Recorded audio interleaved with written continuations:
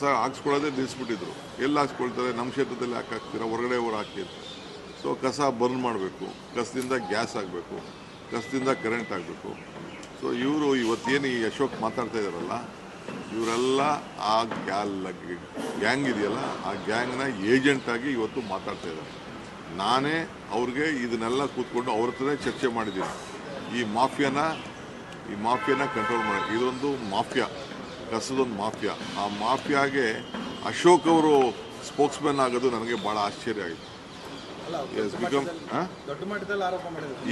ಈಗ ಆಯಿತು, ಎಲ್ಲರೇ 36,000 ಕೋಟಿ, ಎಲ್ಲಿ 36,000 ಕೋಟಿ ಆಯಿತು. ಅವ್ರು ಯಾವ್ದು ಬೇಕಾದ್ರೂ ತನಿಖೆ ಮಾಡಿ, ಏನು ಬೇಕಾದ್ರೂ ಮಾಡಲಿ, ಎಲ್ಲಿ ಬೇಕಾದ್ರೂ ರಿಪೋರ್ಟ್ ಕೊಡಲಿ, ಯಾವುದಾದ್ರು ದೊಡ್ಡ ಏಜೆನ್ಸಿ ತಂದು ಮಾಡಲಿ.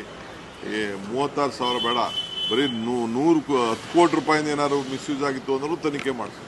I am ready. ಅವ್ರಿಗೇನಪ್ಪ ಅಂದರೆ ನಾನು ಚೀಫ್ ಮಿನಿಸ್ಟರ್ ಆಗಿದ್ದು ಪಾಪ ಅವ್ರ ಕೈಲಿ ತಡ್ಕೊಳಕ್ಕಾಗ್ತಾಯಿಲ್ಲ. ಅವ್ರ ಪಾರ್ಟಿ ನನಗೆ ಏನೇನು ಆಗ್ತಾಯಿದೆ, ಅವ್ರ ಪಾರ್ಟಿಲಿ ಏನಾಗ್ತಾಯಿದೆ, ಬೇರೆ ಪಾರ್ಟಿಗಳಲ್ಲಿ ಏನಾಗ್ತಾಯಿದೆ ಅಂತ ನನಗೆಲ್ಲ ಗೊತ್ತಿದೆ.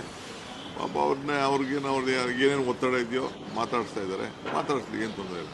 ಅವರೇ ನನಗೆ ಅವರೆಲ್ಲ MLAs ಹೇಳಿದ್ದಾರೆ, ಟೆಂಡರ್ನ 10-12 ವರ್ಷದಿಂದ ಟೆಂಡರ್ ಕರೆಯಕ್ಕೆ ಬಿಡಲಿಲ್ಲ. ಕಸ ಇದನ್ನು ಮಾಡೋದನ್ನ ಟೆಂಡರ್ ಕರೆಯೋಕ್ಕೆ ಬಿಡಲಿಲ್ಲ.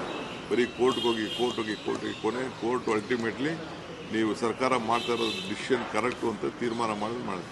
ಈಗೂ ಕೂಡ ತೀರ್ಮಾನ ಆಗಿದ್ರೂ ಕೂಡ ನನ್ನ ಗೌರ್ಮೆಂಟ್ ಇದನ್ನು ಸಿದ್ದರಾಮಯ್ಯ ಗೌರ್ಮೆಂಟಲ್ಲಿ ನಾನು ಮತ್ತೆ ಒಂದು ಕಮಿಟಿ ಫಾರ್ಮೇಷನ್ ಮಾಡಿಸಿ ತಿರ್ಗಾ ಎನ್ಕ್ವೈರಿ ಮಾಡಿ ಅಂತ ಹೇಳಿದೆ. ಅದರಿಂದ ಅವರು ಮಾಡ್ತಾ ಇರೋದು ರಾಜಕೀಯ ಅಸೂಯೆ. ಅವ್ರ ಕೈಲಿ ತಡ್ಕೊಳಕ್ಕೆ ಆಗ್ತಾಯಿಲ್ಲ. ನಮ್ಮ ಸ್ಟೈಲ್ ಆಫ್ ಫಂಕ್ಷನಿಂಗ್ನ ಅವ್ರ ಕೈಲಿ, ನಮ್ಮ ಟ್ರಾನ್ಸ್ಪರೆನ್ಸಿನ ನೋಡಿಕೊಂಡು ಅವ್ರ ಕೈಲಿ ಡೈಜೆಸ್ಟ್ ಮಾಡ್ಕೊಳ್ಳೋಕೆ ಆಗ್ತಾ